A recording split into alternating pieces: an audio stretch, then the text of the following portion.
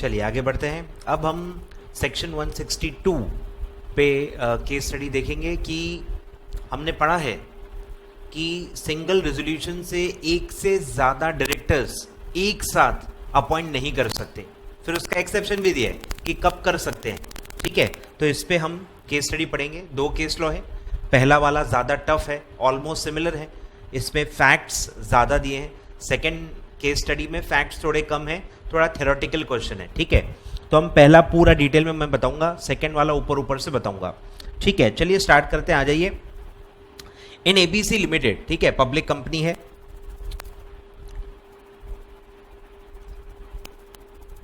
In ABC Limited 3 directors were to be appointed. ठीक है, 3 director उनको अपॉइंट करने थे। The item was included in the agenda for annual general meeting. आपको पता है appointment of auditor, sorry appointment of director is the ordinary business, और वो नॉर्मली आप ऑर्डिनरी रेजोल्यूशन से पास करते हो, कोई दिक्कत नहीं है। ठीक है, तो एजीएम में एजेंडा में वो था। Scheduled on 30 September 2014 under the category of ordinary business. ठीक है, all the 3 directors as proposed by the board of directors were elected as directors of the company by passing a single resolution. All the directors, ठीक है, लिखा हुआ है all the directors by passing a single resolution। और आपको logic क्या बताया क्या जा रहा है कि मल्टीपल डायरेक्टर्स एक ही रेजोल्यूशन से क्यों अपॉइंट किए जा रहे हैं, to avoid the repetition, that is multiplicity of the resolutions. बराबर। After the 3 directors joined the board, certain members objected to their appointment and the resolution. बराबर, तो कुछ मेंबर्स को बाद में ख्याल में आया कि नहीं, ऐसा अलाउड नहीं है, कंपनी लॉ अलाउ करता नहीं है, पर करता भी है तो सब्जेक्ट टू अ कंडीशन जो अपन पढ़ने वाले हैं कि आप पहले कोई और मीटिंग में अप्रूवल लो कि आप एक से ज़्यादा डायरेक्टर्स अपॉइंट करने वाले हो। मतलब उस एजेंडा, ये जो आपका अपॉइंटमेंट का एजेंडा है, जो बिजनेस है, उसके पहले आप पहले तय करो कि भाई आप एक से ज्यादा डायरेक्टर एक साथ अपॉइंट करना चाहते हो। ठीक है, तो अपन पढ़ेंगे, पूरा एक्सेप्शन अपन पढ़ भी चुके हैं। ठीक है, पर इसमें ऐसा कहीं कुछ नहीं लिखा हुआ, उन्होंने कोई प्री कॉम्प्लायंस किया नहीं उस चीज का, डायरेक्टली एक साथ 3 डायरेक्टर्स एक ही रेजोल्यूशन में अपॉइंट कर दिए। ठीक है, तो एक सर्टेन मेंबर्स ने इसको ऑब्जेक्ट किया कि ये अपॉइंटमेंट वैलिड नहीं है। ठीक है, examine the provisions of Companies Act and decide whether the contention of the members shall be tenable and whether both the appointment of directors and the single resolution passed at the company's AGM shall be void. अगर resolution void है तो appointment भी तो void ही हो गया। आ रहा है ख्याल में? तो चलिए एनालाइज करते हैं। ठीक है, पहला पार्ट आपको सेम क्या लिखना है, प्रोविजंस ऑफ लॉ आपको समझाना है, तो सेम जो अपन पढ़ चुके हैं, section 162 of Companies act, a single resolution shall not be move. ठीक है, general section is a prohibition. Generally ये 162 एज अ क्या सेक्शन लाया गया है, प्रोहिबिशन, कि पहले कंप्लीटली जनरली नॉर्मली मना करता है कि आप नॉर्मली एक से ज्यादा डायरेक्टर सिंगल रेजोल्यूशन से अपॉइंट नहीं कर सकते। ठीक है, तो shall not be moved for the appointment of 2 और मोर, यानी एक रेजोल्यूशन से नॉर्मली एक ही डायरेक्टर अपॉइंट कर सकते हैं, 2 और मोर एक साथ नहीं कर सकते हैं एज डायरेक्टर्स अनलेस। अब अनलेस का मतलब क्या है, एक्सेप्शन। जनरल क्लॉज है प्रोहिबिशन, फिर आपको अनलेस बोल के एक्सेप्शन दिया गया है कि अगर ऐसा ऐसा करो तो ठीक है, नहीं तो इन जनरल बिना कोई कॉम्प्लायंस के आप डायरेक्टली 2 या 2 से ज्यादा डायरेक्टर एक साथ अपॉइंट नहीं कर सकते। ठीक है, तो अब हम उसका एक्सेप्शन पढ़ रहे हैं कि अनलेस क्या किया तो अपॉइंट कर सकते हैं। Proposal to move such a motion, ये जो मोशन आप एजेंडा आप मूव कर रहे हो एजीएम में कि आपको 2 या 2 से ज्यादा डायरेक्टर एक साथ अपॉइंट करने हैं, ये पहले मोशन होता है, आपको पता ही होगा बेसिक्स। मोशन पुट फोर्थ होता है, बरोबर, फिर वो वोटिंग होती है, पास हो गया तो फिर वो रेजोल्यूशन में कन्वर्ट होता है। बराबर, तो ये जो मोशन आप पहले आपको मोशन मतलब रखना पड़ेगा, पुट फोर्थ करना पड़ेगा कि आप 2 से ज्यादा डायरेक्टर, 2 या 2 से ज्यादा डायरेक्टर अपॉइंट करना चाहते हो। ठीक है, proposal to move such a motion has first been agreed to. अब ये फर्स्ट का मतलब क्लियर नहीं है, फर्स्ट मतलब कि भाई फर्स्ट का मतलब सिर्फ क्या होता है, पहले। अब उसी मीटिंग के में भी पहले हो सकता है या कोई और मीटिंग में भी हो सकता है, बरोबर। तो पहले का मतलब है पहले, बस जो हमारा डायरेक्टर का अपॉइंटमेंट है उसके पहले। अब वो सेम मीटिंग हो या कोई और प्रायर मीटिंग हो, इसके बारे में कोई क्लैरिटी नहीं है। ठीक है, तो has first been agreed to at the meeting. अब ये द मीटिंग का भी काफी लोग इंटरप्रिटेशन निकालते हैं कि द मतलब उसी मीटिंग में, अ मीटिंग नहीं लिखा है, अ होता तो कोई भी हो सकती है, द मीटिंग मतलब एनुअल जनरल मीटिंग जहां पे अपॉइंटमेंट होता है, ठीक है। तो उसी मीटिंग में पहले आप एक मोशन मूव करो कि आप 2 या 2 से ज्यादा डायरेक्टर अपॉइंट करना चाहते हो एक साथ, और अगर वो मोशन पास होता है, मेजॉरिटी डायरेक्टर्स मानते हैं कि ठीक है 2 या 2 से ज्यादा, मतलब मेंबर्स मानते हैं कि 2 या 2 से डायरेक्टर एक साथ अपॉइंट करने चाहिए, तो फिर आप वो कर सकते हो, ठीक है। तो पहले एजीएम में ही आपको एक मोशन मूव करना है, उसका वोटिंग करना है, और अगर मेंबर्स अप्रूव करते हैं तो आप 2 या 2 से ज्यादा डायरेक्टर एक साथ अपॉइंट कर सकते हो, ठीक है। अब अच्छा, वोटिंग में भी कैसे पास करना है? Without any vote cast against it, मतलब कि क्या, यूनैनिमस पढ़ चुके हैं अपन, ठीक है। यूनैनिमस अप्रूवल आपको चाहिए, without any vote being cast against it, मतलब 100% मेंबर्स ने हाँ बोलना चाहिए कि ठीक है 2 या 2 से ज्यादा डायरेक्टर एक साथ अपॉइंट किए जाएं, ठीक है।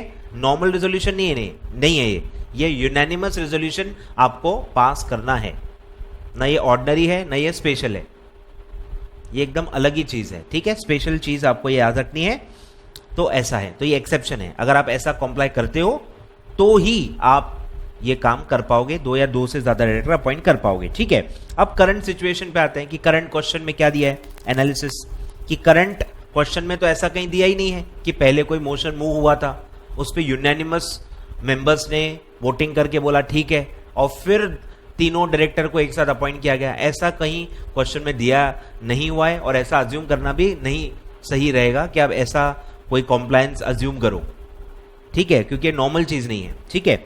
It has been correctly stated in the agenda as the ordinary business to be transacted at the general meeting, but in accordance with the provisions of 162 subsection 1 of the Companies Act, at a general meeting of a company, a motion for appointment, ये motion move नहीं किया गया है, motion for appointment of 2 or more person as director of company by a single resolution shall not be moved unless, same जो अपन ने पढ़ा, proposal to move such a motion as first been agreed to at a meeting without any vote cast against it, ठीक है।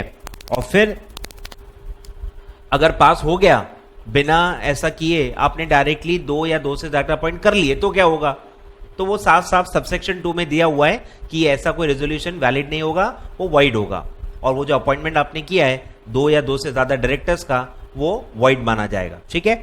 तो दिया है subsection 2 further provides that a resolution move in contravention of subsection 1 shall be void whether or not, ठीक है, whether or not any objection was taken when it was moved, ठीक है। जब एक्चुअल अपॉइंटमेंट हो रहा है, जब एक्चुअल आप सिंगल रेजोल्यूशन पास कर रहे हो, तब कितनी वोटिंग हुई थी उसका कोई लेना देना नहीं है। पहले जो मोशन मूव हो रहा है, पहले उसमें यूनैनिमस चाहिए। अगर वो पास ही नहीं हुआ है और बाद में आप डायरेक्ट मेन रेजोल्यूशन पास कर रहे हो, उसमें यूनैनिमस वोटिंग ले रहे हो, उससे काम नहीं बनेगा, उससे काम नहीं बनेगा, ठीक है। तो पहले मोशन मूव करना है और उसमें यूनैनिमस अप्रूवल लेना है, और उसके बाद आप जैसे नॉर्मल अपॉइंटमेंट करते हो, ऑर्डिनरी रेजोल्यूशन पास करके आप फिर वो सिंगल रेजोल्यूशन से मल्टीपल डायरेक्टर्स अपॉइंट कर सकते हो, उसमें कोई दिक्कत नहीं है, ठीक है। तो करंट केस में बताओ क्या होगा कंक्लूजन, कि वाइड होगा। कॉन्टेंशन मेंबर्स, जो सर्टेन मेंबर्स हैं जिन्होंने ऑब्जेक्ट किया है, उनका कॉन्टेंशन वैलिड है, उनका कॉन्टेंशन वैलिड है, ठीक है। Taking into account of the above या कंसिडरिंग द अबव फैक्ट्स और प्रोविजंस ऑफ लॉ, ऐसा भी लिख सकते हो, the contention of the members shall be tenable and each director has to be appointed by way of separate resolution. Individually एक एक को आपको रेजोल्यूशन पास करवाना है, इंडिविजुअली वोटिंग होनी चाहिए, और इंडिविजुअली एक एक डायरेक्टर का रेजोल्यूशन भी पास होना चाहिए, ठीक है। तो अपॉइंटमेंट फाइनल भी लिख दो कि आपने ये तो लिख दिया कॉन्टेंशन वैलिड है, दैट मीन्स इसका मतलब क्या हुआ कि appointment and resolution is not valid, ठीक है, ये भी पूछा हुआ है, तो ये भी पार्ट आप लिख दो कि appointment and resolution is not valid या वॉइड है, ऐसा आप लिख सकते हो, ठीक है। तो ये देखो प्रॉपर 3 पार्ट्स में आंसर बांटा गया है। प्रोविजन आपको सेपरेटली लिखना है, फिर एनालिसिस लिखना है। अब देखो प्रोविजन और एनालिसिस में वही रिपीटेशन होता है, तो थोड़ा बहुत चलता है, ठीक है। और फिर आपको प्रोविजन और एनालिसिस का कॉम्बिनेशन लिख के आपको फाइनल कंक्लूजन लिखना है कि करंट सिचुएशन में अब क्या होगा अप्लाई करके, ठीक है। तो ऐसे प्रॉपर आपको 3 पार्ट्स में आंसर डिवाइड करने की कोशिश करनी है, ठीक है, सब में। अब एक और क्वेश्चन है, देखो इसी टॉपिक पे समझा देता हूं ऊपर से। XYZ कंपनी लिमिटेड, ठीक है, ये भी पब्लिक कंपनी है, XYZ company limited, in its annual general meeting appointed all it's directors, बराबर। अब ऑल दिया नहीं कितना है, लेकिन आपको पता है कि मिनिमम डायरेक्टर कितने होते हैं पब्लिक कंपनी में, 3, प्राइवेट कंपनी 2, पब्लिक कंपनी 3, तो ऑल का मतलब क्या होगा 3, यानी 2 से ज्यादा, 2 या 2 से ज्यादा है, ठीक है। All its director by passing 1 single resolution, no objection was made to the resolution, बराबर। ये भी एक फैक्ट दिया है, इसको भी आप एनालिसिस में काउंट करो कि जो एक्चुअल अपॉइंटमेंट था उसमें एक भी वोट या ऑब्जेक्शन नहीं लिया गया, मतलब भले वो यूनानिमस होगा, लेकिन यूनानिमस कहां बोला गया है, प्रीवियस मोशन में। पहले आप एक मोशन मूव करो, उसमें यूनानिमस आपको कंसेंट मिलना चाहिए, और एक्चुअल जो रेजोल्यूशन है उसमें यूनानिमस का कोई काम ही नहीं है, वो एक नॉर्मल रेजोल्यूशन है, ऑर्डिनरी रेजोल्यूशन आपको पास करना है, उसमें नो ऑब्जेक्शन से कोई फायदा नहीं होता। जो प्रायर कंसेंट लेना था वो आपने लिया नहीं है, अब कोई फायदा है नहीं। एक्चुअल रेजोल्यूशन में यूनानिमस से कोई फायदा नहीं है, जो मिस्टेक आपने की है वो आप वैलिडेट नहीं कर पाओगे, ठीक है।